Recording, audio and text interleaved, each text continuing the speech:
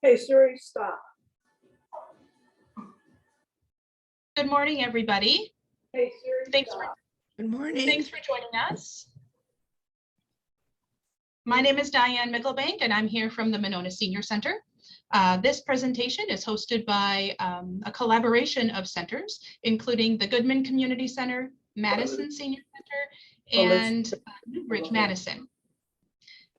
I mentioned we'll be recording. I just wanted to share that once again, and we will put questions in the chat. And now I'm going to introduce Stacey Schaefer, and she is a cognitive-affective neuroscientist at the University of Wisconsin-Madison Center for Healthy Minds.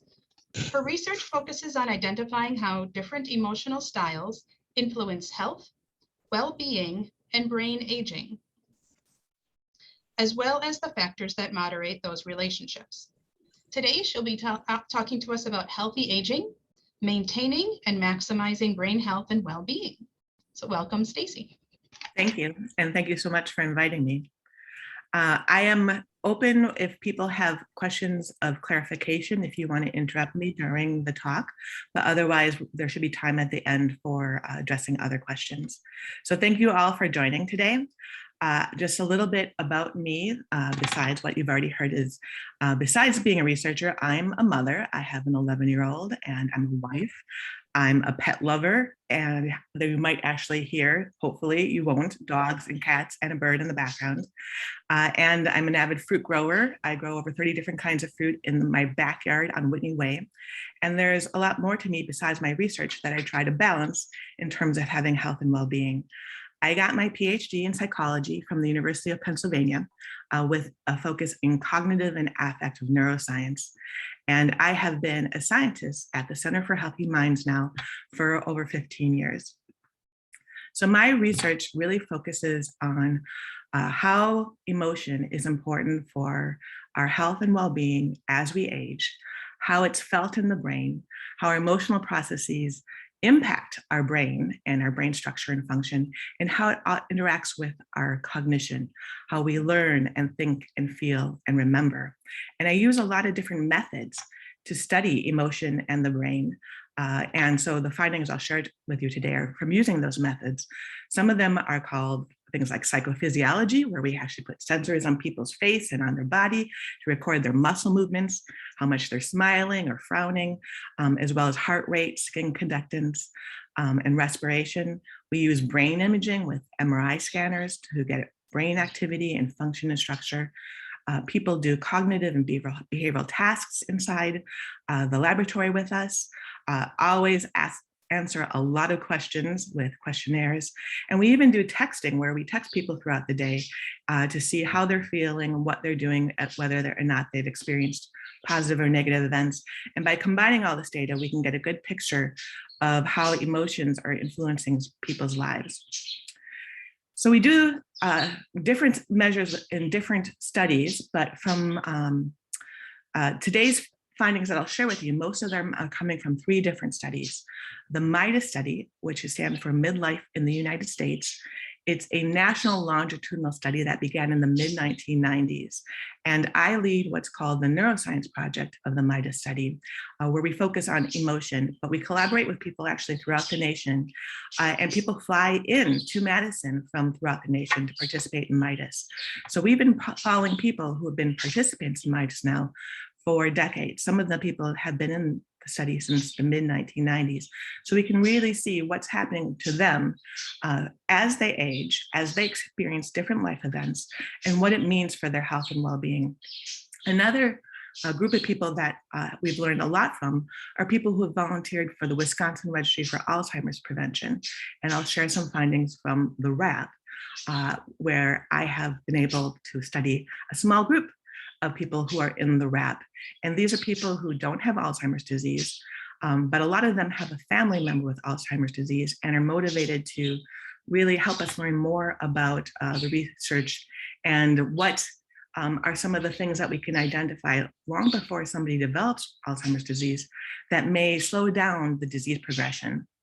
And I also will share some findings from a separate study that's done here at the Center for Healthy Minds called the Emotions and Wellness Study. So many people contribute to the research that you'll be hearing from me. Now, if you're interested in healthy aging, healthy brain aging, and you follow the news, you may very well be overwhelmed. And this is a snapshot of a lot of different headlines of recent findings that are coming out in terms of how to be healthier, how to live healthier, how to prevent disease. And it can be overwhelming. But there's a lot of really, really good findings that seem to be gelling. And I'm going to try to summarize them for you today in terms of really what we can do to promote brain health and well-being. And a lot of people, including my extended family members, might ask, why should we care about brain health and why about well-being? Why should we perhaps change our lifestyle or some of our behaviors?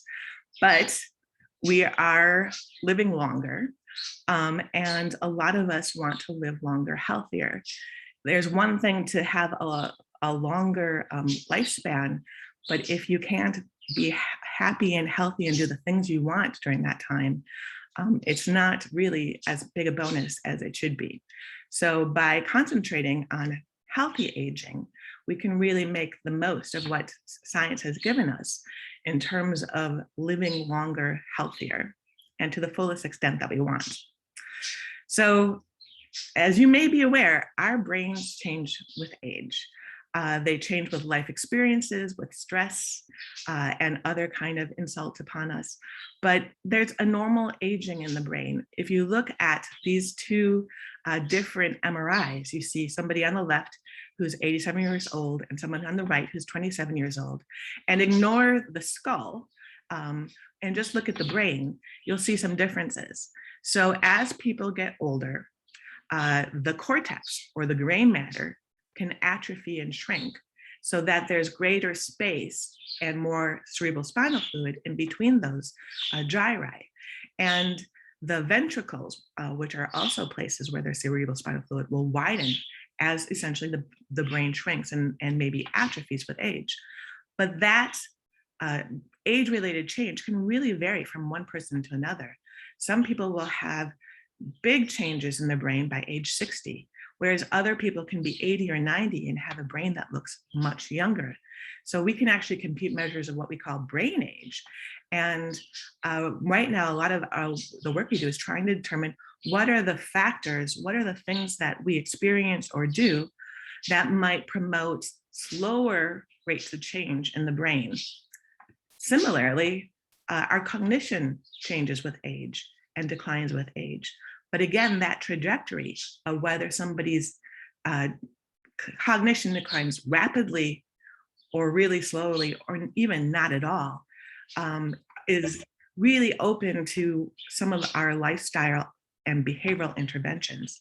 In other words, we can do things to change that. And ultimately, dementia risk also increases with age. But again, the research that is coming out shows that almost half, up to 40% of our dementia risk is attributable to modifiable factors. So that means that modifiable factors are things we can change. So we can reduce our risk of dementia and slow cognitive and brain aging by the choices, behaviors, and lifestyle we lead. So if you want to ask what influences dementia risk, I'm first going to share some of the major findings from modern medicine. So major factors for increased dementia risk are things like depression. Having depression increases your risk for dementia later in life. Hi.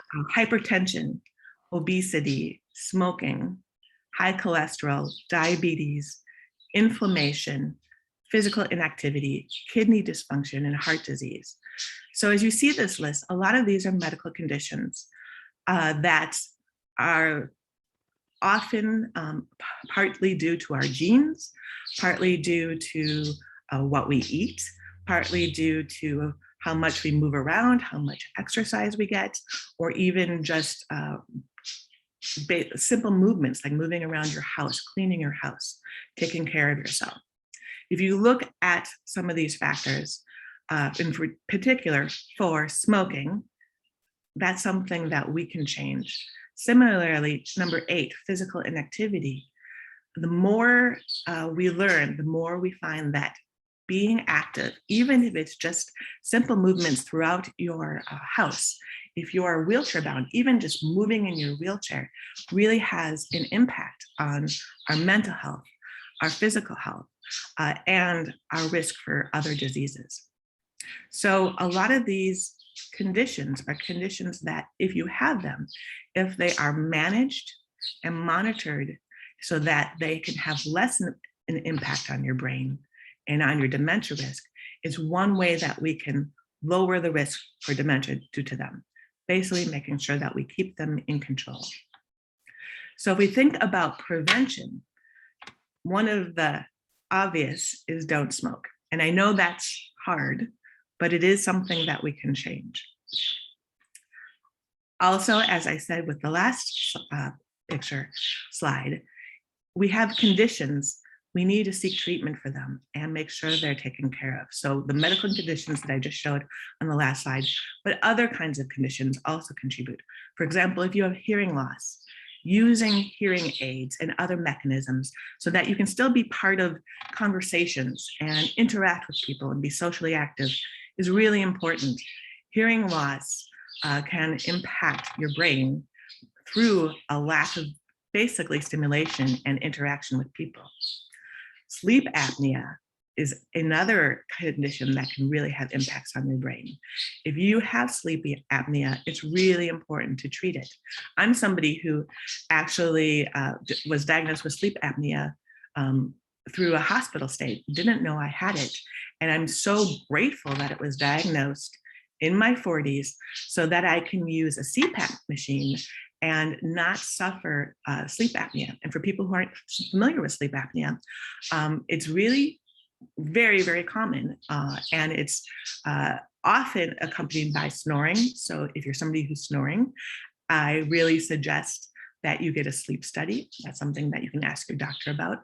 And it basically involves stopping breathing for brief amounts of time while you're sleeping. And that prevents your brain from getting oxygen. That lack of oxygen over time will cause damage. So as somebody who has sleep apnea, I'm so glad that I'm not going to be suffering that oxygen loss from my brain for the next 10, 20, 30, 40 years, and that instead it can be managed with the use of a CPAP machine. Similarly, depression. Depression increases one's risk for dementia and cognitive decline. So the more we can do to reduce our depression symptoms and manage it, the better, by seeking help from mental health care providers and our doctors. Other conditions like poor dental conditions can also impact our heart and our brain. So really, the more our bodies are physically fit and healthy, the better we are for our brain. Part of that is being physically active and moving throughout the day. It doesn't mean that you have to go to the gym and really have a big workout. And I know that for people who like to walk outside, it's particularly been hard this week here in Wisconsin. But even being physically active in your house and making sure you're not just sitting all day. There is a researcher here at the UW in the Alzheimer's Disease Research Center who actually studies how exercise can be an intervention for Alzheimer's disease. And his suggestion is, for example, if you're on the phone, walk while you're on the phone, move around in your house. Don't just sit while you're talking on the phone. Stand while you're cooking, get up more throughout the day. Those little changes can have big impacts. Eating healthy foods. Now this requires for some people, some of us, a cultural change.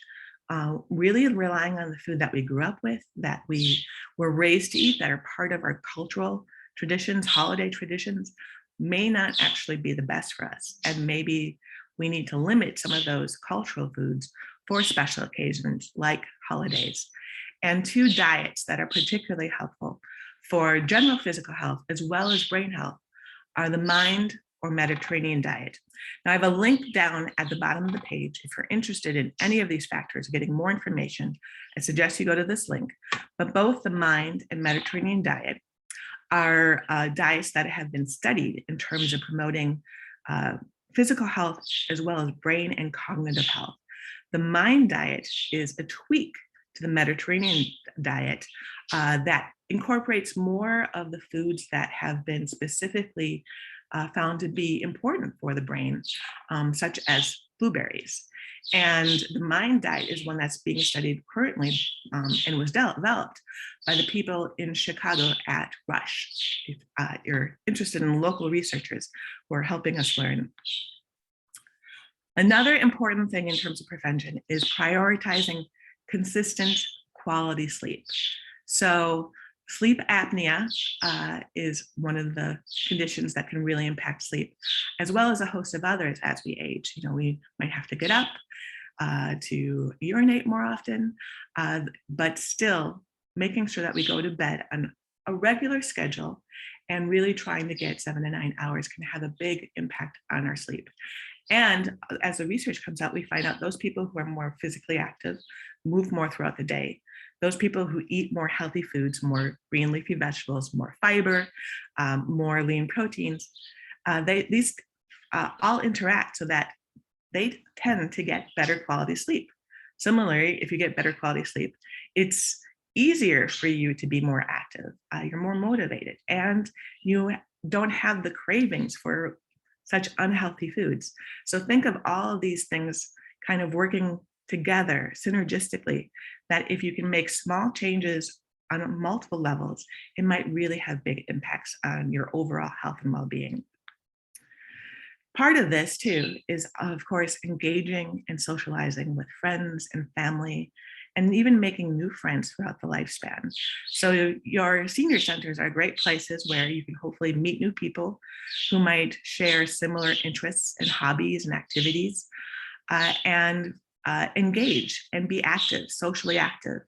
It's even better if you combine for perhaps being physically active with socially active. So maybe whether you play some sort of sport together or go for walks together. The more we can be with people and get support from people, the healthier we'll be, especially in times like now, where we've all been dealing with a pandemic that has impacted our ability to engage and be around others. And part of this is stimulating and exercising our minds. So a lot of people know about research suggesting that trying to learn new things, doing crossword puzzles, or even some brain training is a great way to try to keep your mind active. In some ways, simple things are the best. So trying to learn something new, whether it's a new language, whether it's learning to play a new instrument, learning new physical activities, maybe dancing, think of how you can kind of combine all of these pieces, learning to cook new recipes or new styles, and sharing the food with people. Again, in the pandemic, we have to do the best we can to do this and stay healthy. But these are ways to really promote our health and well-being, and in the end, manage our stress. It's been a stressful time for a lot of us. We were talking about that before we went live with this webinar. And it's really important for us to manage stress and seek out the people who can provide social support and find and do activities that help us to unwind, relax, and cope with stress. It can be things from mindfulness or loving kindness, kind of contemplative meditation practices. It can be prayer for some people. It can be activities like cooking or gardening. And it can be other factors where you focus your attention and pay attention to something so closely that the things that might be stressful for you just don't get the attention that they would normally get. So one example, which is why I'm doing this, is knitting and crocheting. There's actually some research that shows the mind and brain benefits of knitting and crocheting. So think of those kinds of activities that can really help you in terms of coping as well as keeping your well-being and mental health up. And when I think about a lot of these activities, I think about emotion and the psychological factors that are involved in really helping us be physically active and eat healthy foods and get good quality sleep, as well as how our emotions benefit from a lot of these factors in terms of the boost we get by, being with friends who are supportive and caring, and feeling like you make progress on a project that you're working on. All those factors are important in terms of our emotion and psychological health. Now, if we don't really promote or have a hard time in terms of reducing our stress and coping, we can suffer from factors like worry and rumination. And there's more and more research that's really, really new coming out, just showing just how much these psychological and factors have an impact on our brain and our mental health and our cognition. For example, people who suffer from more worry and rumination actually show faster brain aging and lower brain volume.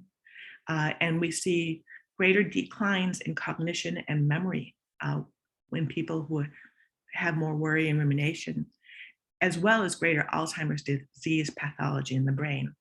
And when you think of what worry and rumination are, they are thinking about negative thoughts.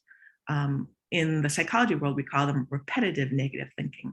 And worry is often having negative thoughts about the future, and rumination is having negative thoughts about the past. And so what we need to do is try to diminish that, find the behaviors, perhaps the activities that can help us decrease our worry and rumination, and really help us in some ways manage our emotions. So my research looks at how differences in emotion are important for health and well-being, and really how differences in how people tend to respond and regulate their emotions. I believe, as well as others, that the effects of our emotional responses accumulate over time with repeated stress and different life experiences, because we all experience sometimes hardships and adversity, and we have to overcome them, and they can have impacts on our future health.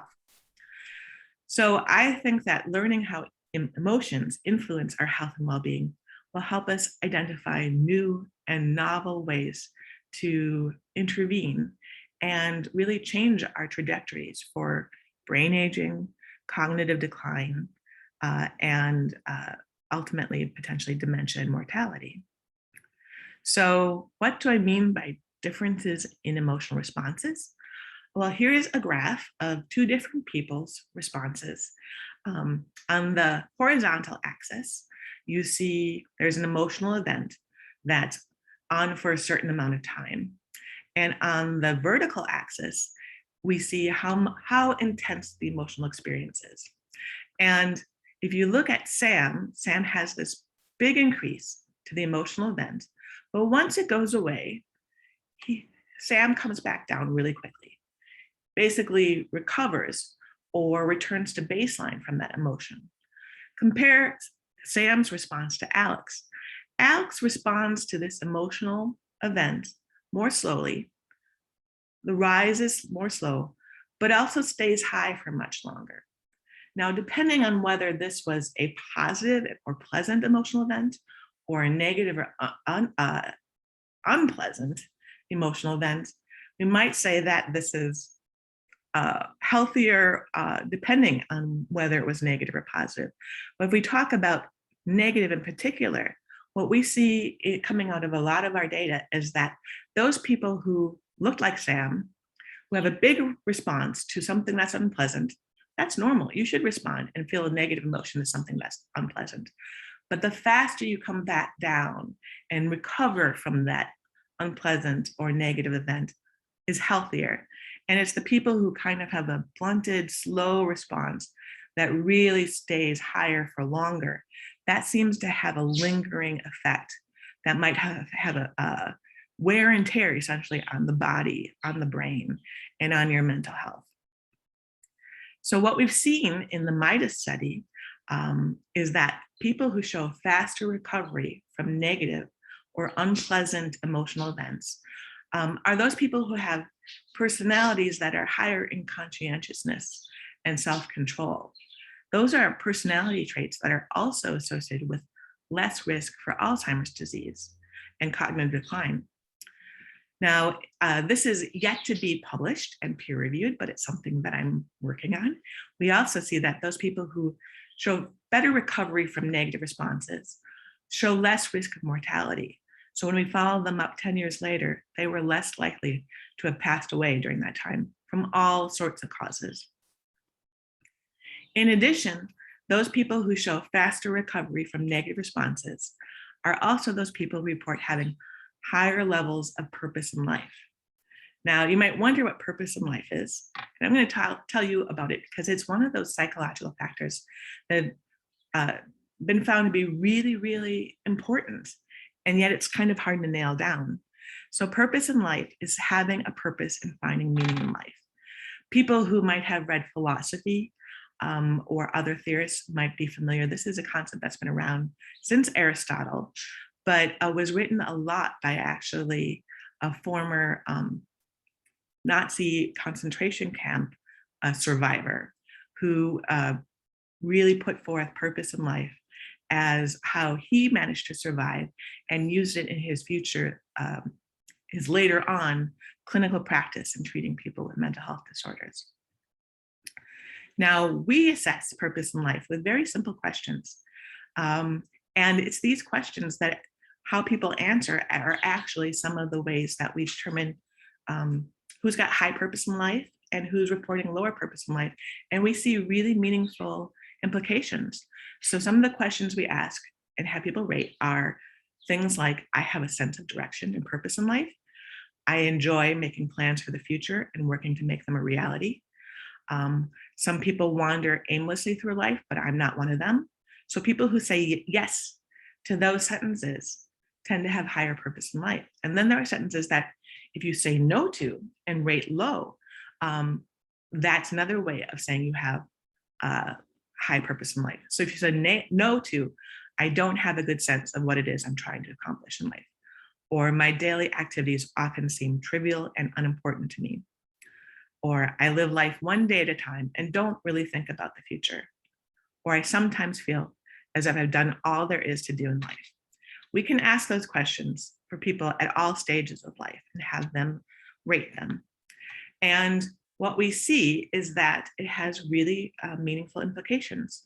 So another finding from the Rush Memory and Aging, this is a study done in Chicago, where they followed people up for 6 years, and they had them first rate their purpose in life and then track them.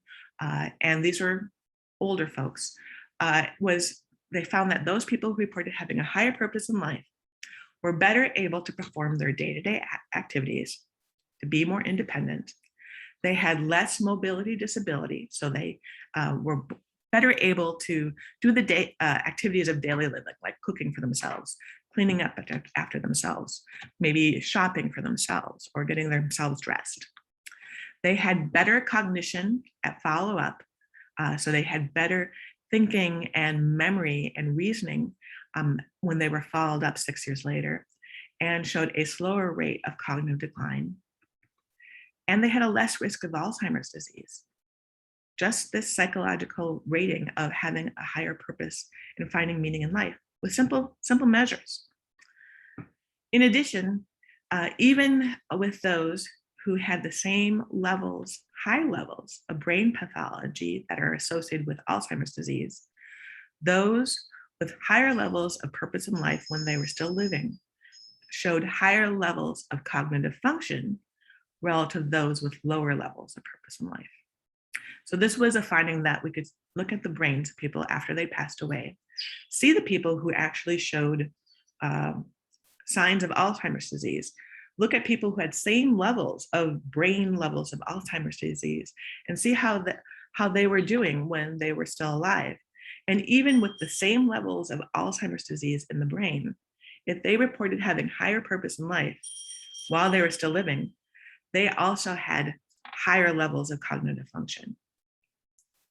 This is one of those intriguing findings that really stumps a lot of Alzheimer's disease researchers, and we're really trying to understand better is how greater purpose in life may protect against the effects of aging-related changes in the brain linked to Alzheimer's disease. So in addition to brain health, purpose in life is related to all other kinds of health. So in the Midas study, again, we found that having greater purpose in life is associated with greater longevity. And what's more is in the Midas study, we see that this is true. It doesn't matter what age you are. So if you could be at 25, 35, 45, 55, 65, 75, it was seen across the entire age range of our adult sample that those people who had higher purpose in life were more likely to be alive 15 years later when we followed them up. And that was true regardless of what kind of medical conditions they had. So even with pre-existing health conditions, purpose in life is protective. And this finding has been replicated now in many different large prospective studies. So this is where people are followed up over time with a large number of participants when you pool across the different studies. Higher purpose in life is associated with reduced mortality from all diseases and incidents, as well as reduced cardiovascular events, so other forms of physical health. Purpose in life is protective. Now, what we also see in the Midas study is purpose in life is related to our positive emotions. So people who have higher purpose in life and higher levels of well-being also show more of their brain reward centers responding to pleasant stimuli when we show them a bunch of different stimuli over time. So what some people will find, or some people will show, is that when you see something and experience different pleasant events, your response tends to decrease over time, or what's called habituate. Those people who have better purpose in life keep showing a robust positive response in their brain over time, as if you're thinking about like you're eating a delicious cake, that 12th bite of delicious cake is just as delicious to you as that first bite, rather than it not being quite as good to you over time. Now, purpose in life and our positive emotions are really important. And our positive emotions by themselves build our resources and our resilience. So there's been a lot of research coming out really in the past 20 years, 25 years, suggesting that positive emotions are related to flourishing. Prior to 25 years, a lot of psychological research really concentrated on kind of the negative side, trying to decrease rumination and worrying and depression and anxiety. And it has been relatively recently that we've begun to appreciate just how much our positive emotions and positive emotional experiences are recuperative and restorative and build our resilience.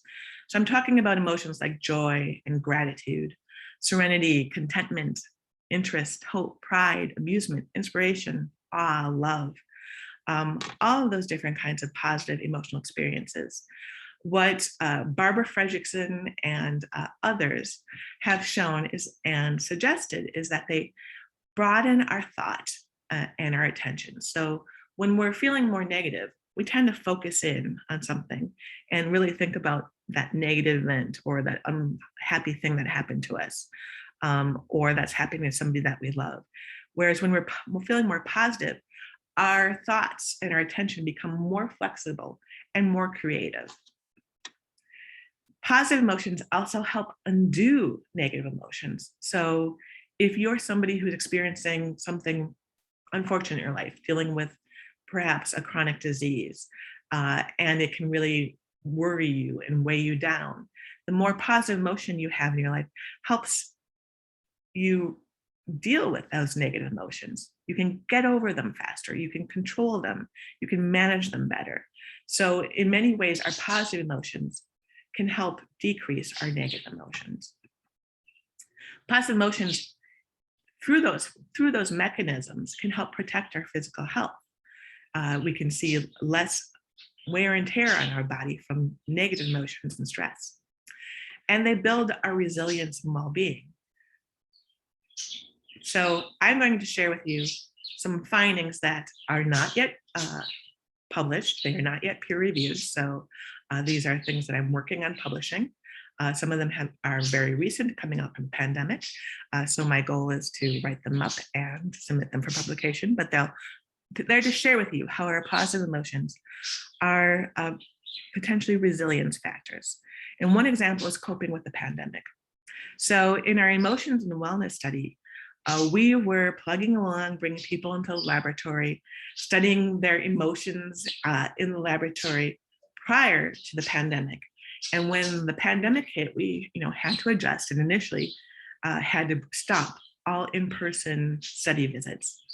And during that time, what we actually followed up the people that we brought into the laboratory prior to the pandemic. So we sent them questionnaires online in the fall of 2020. So that was after they'd experienced the pandemic for over 7 months.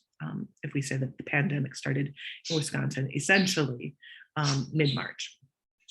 And we can see then how their emotional responses that we measured in the laboratory prior to the pandemic are associated with their changes in symptoms and mental health symptoms in particular during the pandemic. And so here's an example of somebody being studied in our laboratory where we record their muscle movements, their facial muscle movements in response to seeing different pictures, which we can then use to measure the response to unpleasant pictures or pleasant pictures or neutral pictures.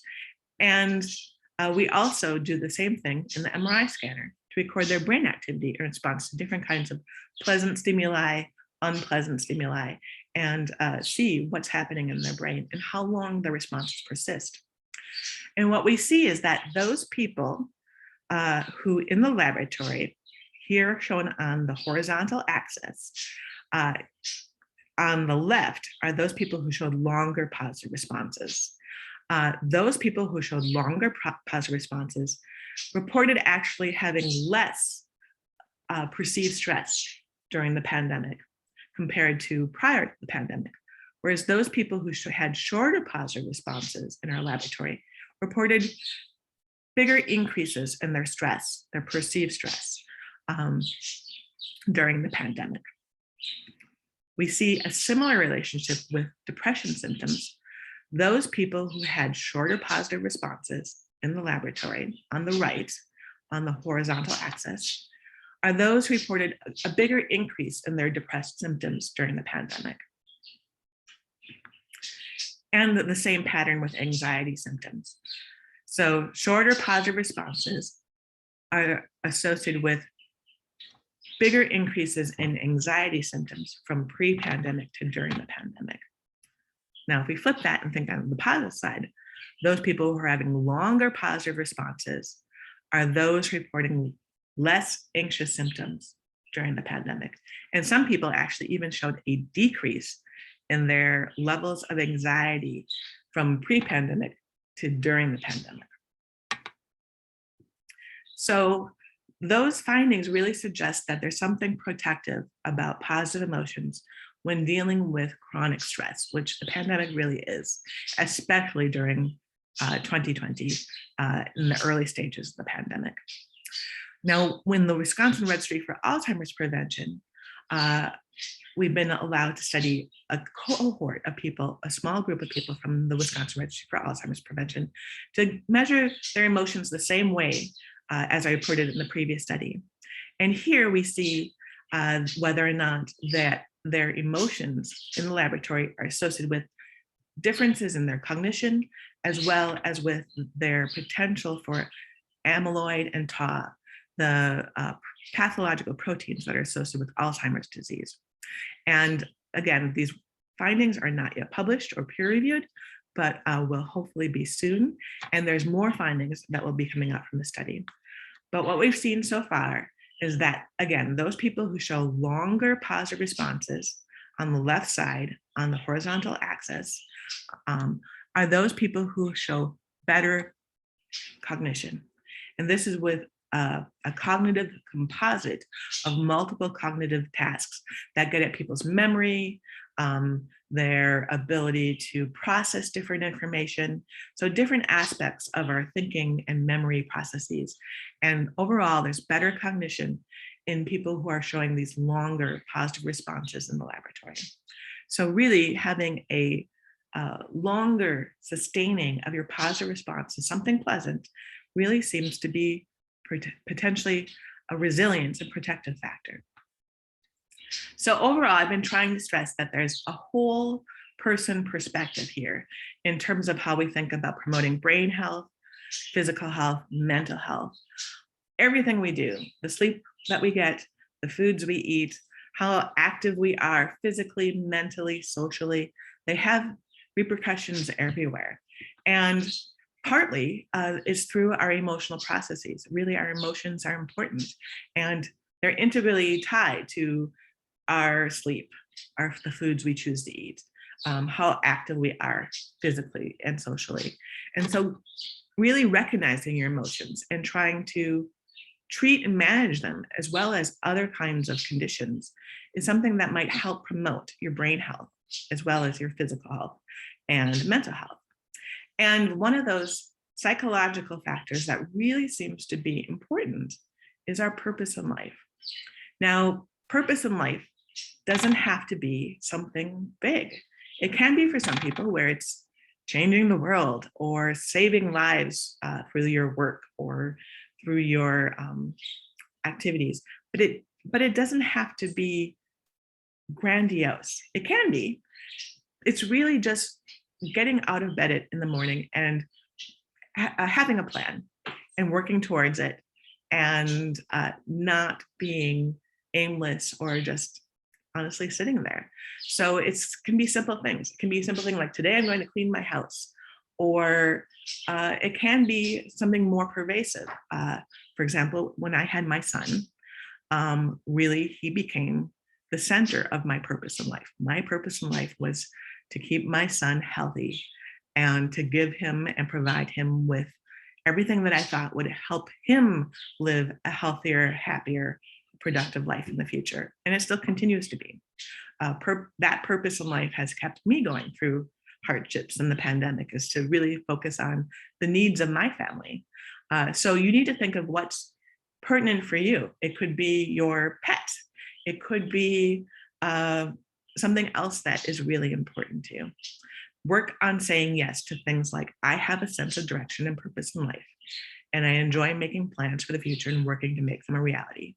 And work on saying no to things like, I live one day at a time and don't really think about the future, or my daily activities often seem trivial and unimportant to me.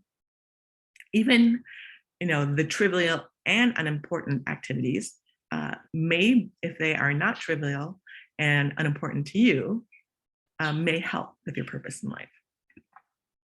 So suggestions based on studies of aging, just to kind of reiterate and amp them up, are to stay physically, socially, and mentally active. Spend quality time with family and friends. If you're somebody who's maybe more introverted and it would help to do structured activities, use the different senior centers and other facilities to join in group activities, whether it's a particular hobby or interest that you like. My mother loves daylilies, so she's joined Old Bricks and the Wisconsin Daylily Society and participates in those kind of things. Really find what makes you happy and keeps you motivated and interest. And it can be through church, it can be through senior centers, it can be just through your own circle of friends and family, but spend quality time with them, especially now that a lot of us can do it more safely. Another possibility is to volunteer for causes that are important to you. The Midas Study has shown that those people who volunteer 8 to 10 hours per week really see a lot of benefit in their long-term health. And it's another way to perhaps ump up your purpose in life. And some of them may promote other ways of being socially, physically active or learning new things. Pursue the hobbies you enjoy and learn new skills that require effort to learn. The staying mentally active really requires effort. It's learning new things, working at it. Just doing solitaire isn't it? And that's something that I have to tell my family members, that it takes a little bit more than just solitaire. So to give you a little bit of inspiration, this is a picture from Michelle Carlson's lab. She's somebody who studies aging and well-being, and they do interventions that are really, I think, inspirational. So she's at Johns Hopkins University and collaborates with the Baltimore School District. Baltimore public schools, like most of our country's public schools, need help and volunteers. And so she actually helps with programs where older folks volunteer in the Baltimore public school system. And she tracks them to see how that is really perhaps a meaningful intervention for the kids, for the schools, and for the older folks, especially, for example, grandparents. Volunteering in the Baltimore public schools, it's amazing. They're getting mental and social stimulation. Having to go down and sit down on those little chairs is physical activity and exercise that they normally wouldn't get. So just a little plug out there, because right now our Madison School District is really looking for volunteers. And if you're somebody who is fully vaccinated, boosted, healthy, and has the capability, that's one possibility. So today's message, if you hear one thing, this is kind of it, is to savor and seek out that which brings you joy. Truly feel, like, let yourself sit and kind of luxuriate in those simple moments of contentment and pleasure. It doesn't have to be something super exciting. It can be sitting and watching the birds at the bird feeder. That's one of my moments of contentment and pleasure. Recognize and appreciate and really feel it and be grateful for it. And use your positive emotions and purpose in life to help ramp down your negative emotions and ramp down your stress and cope with what comes your way. And that might be one way to really promote your health, well-being, and your brains as we all age.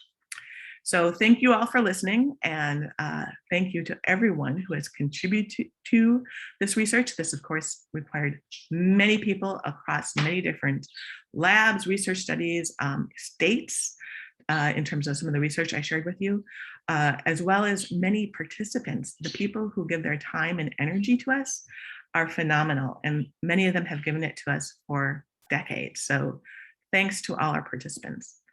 And with that, thank you so much, Stacey. Can you hear me okay? I can hear you.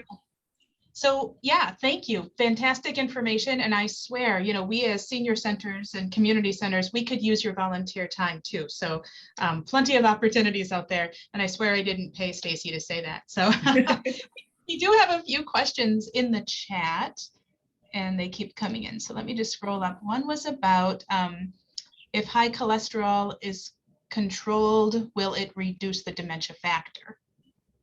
It will help. So if you have medical conditions like cardiovascular disease, high blood pressure, high cholesterol, if it is controlled, that reduces the risk of those diseases having an impact on your brain. Yes. And I thought I saw a question, regular versus high risk cholesterol. Do you have, I don't know, Stacey, if you know that number? I know I don't. I do not. Maybe a question for your doctor, right? Yes. Yeah. Someone had asked for a to see the prevention strategies again. So this recording will be available on the City of Monona's YouTube channel and the Senior Center page. So that could be an option to go and find this video at a later date. Another place is, so the UW's Alzheimer's Disease Research Center actually has a prevention webpage that is very similar and has more information on a lot of those prevention tips. So like more information on the mind and Mediterranean diet, has more information on exercise and sleep. So if you Google UW ADRC prevention, you'll come to that page, and it actually has even more information that you can find out. A lot of it sharing the local researchers from the UW's Alzheimer's Disease Research Center. Great. Thank you. There was a question about, can we send the recording of this presentation? I think I can send, the 4 centers actually sent out invitations separately. So I will send out that link when we have it available to everybody I invited, and I will also send it to Goodman, Madison, and Newbridge and ask that they can send that out as well. Next question, are there percentages as to the Rush memory and the TR study between the 2 groups? If the person's asking about how much in terms of an impact the purpose in life has, I'm not sure exactly what's wanted by percentages, but actually I would refer you to the papers that have come out from that study so that you can see how much of a change, so you can actually compute like what's the increase in risk or decrease in risk from high versus low purpose in life. And the papers will have that information because there are several papers that came out from that group for each of the different findings that I presented. And if somebody wants to contact me, I'm willing, feel free to email me and I can send you those paper references. Next question is inflammation of what? So yes, so inflammation, for people who aren't familiar, you think of your immune system. Your immune system monitors inflammation of our body, and there can be conditions that have high inflammation, such as asthma or arthritis. Those are conditions where we have a lot of inflammation in our body. And inflammation is something that we're finding out really more and more just how important it is.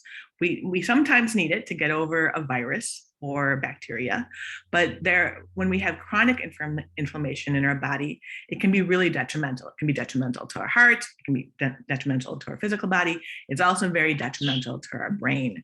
And we're working that out more and more. Like it's really recent research.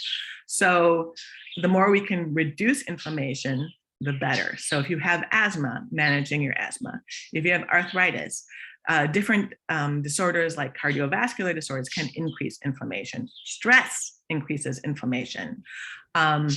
So the more we can do to manage all these conditions, and again, eat healthy foods. Healthy foods can help us reduce inflammation. Drinking green tea, eating your berries, your green leafy vegetables.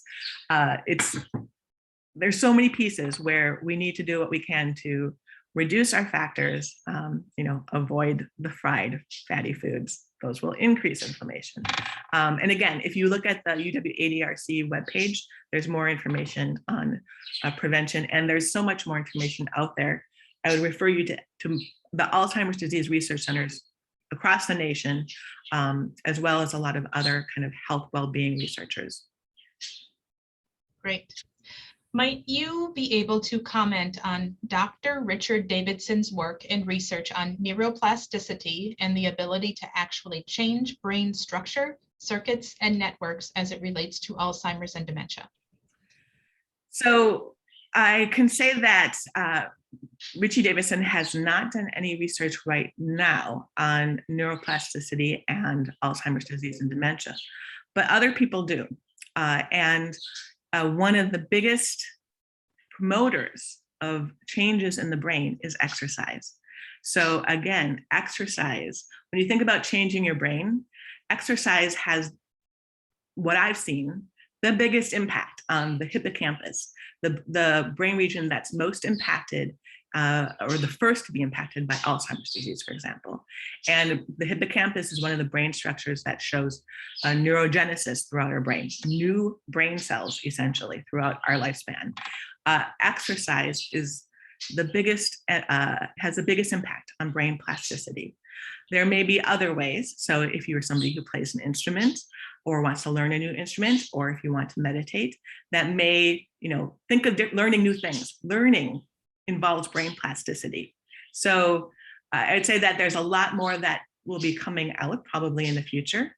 But if you want to think of the biggest bang for your buck in terms of investing your time and energy, exercise is it. And it doesn't have to be huge. It can be literally walking outside and, seeing the beautiful snow and the birds who are out today and the sunshine. That might be the fastest way to do it. It's how I spent my 8 to 9 a.m. this morning because I really needed it after the last couple of days. All right, next question. What are the effects of a traumatic event on healthy brain aging? Well, that really depends on the person. So a traumatic event depends on the person's existing style, what capacity and resources they have. And it can be where some people really, really have a hit due to a traumatic event. And other people can really rebound and survive it. So let me give you the example of differences in early adversity. A lot of what we find are those people who, through factors that they cannot control, were born into a family that comes from a lower socioeconomic status, a family with less money, maybe less education, and less resources. Those people we see really are more susceptible to those kind of traumatic events throughout their life, and don't have kind of the built-in resources that other people who were born into a family with higher socioeconomic status just have already. They might be in a situation where children have better, more protected sleep, are not worrying about having to move houses or losing their houses. They have better nutrition, safety. Think of all the different factors, even things like where you live and the air quality. So air quality, pollution is really detrimental to our body's health and brain health. And so when you think of all those conditions, a traumatic event, what's been your whole life experience accumulating before that? Are you in a state where you're kind of the best you can be, or have you already been kind of dealing with things throughout your lifespan? Are you somebody who's dealt with discrimination your entire lifespan, and those little stressors and hits just getting at you the entire time? So that question really depends on the person and what has happened in their lives, what they were born into. And that's where we're all born into different things. We experience a lot that we can't control. So where we can control it, let's do our best to kind of make the best of what we got, right? Right. In Sam's case, in the graph, is this because of brain plasticity? Well, when you think of brain plasticity, that's really learning and memory throughout our entire lives, right? So how learning happens in the brain is through plastic changes.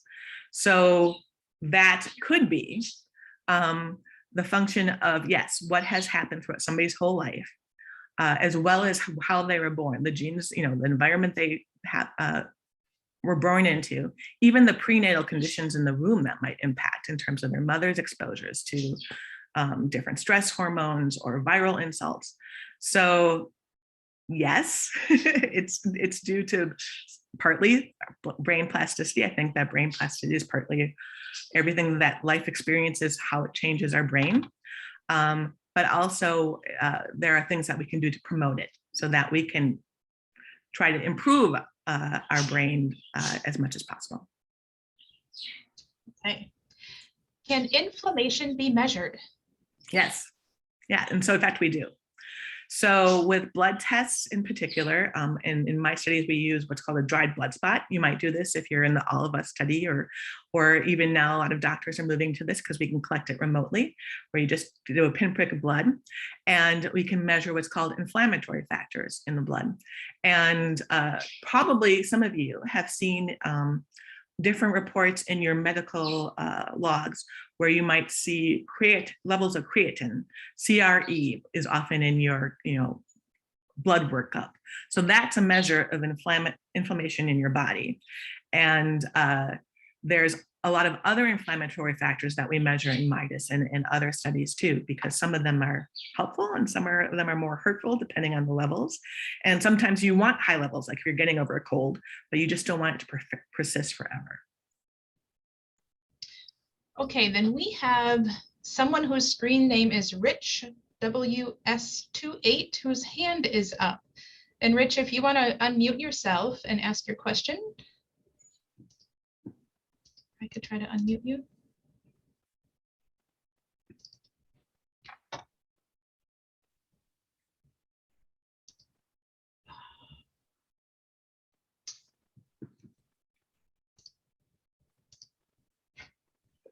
Rich, are you still here with us?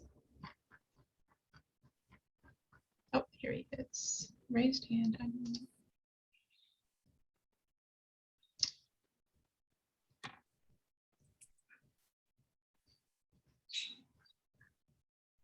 I don't, did he unmute? Maybe not. I'm looking at the wrong person. Maybe he went away. Yeah, okay.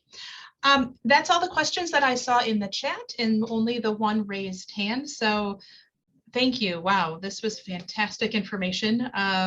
Is there anything else out there that I've missed that anyone needed to cover? Okay, I am going to stop the recording. Thank you all for joining us. Thank you.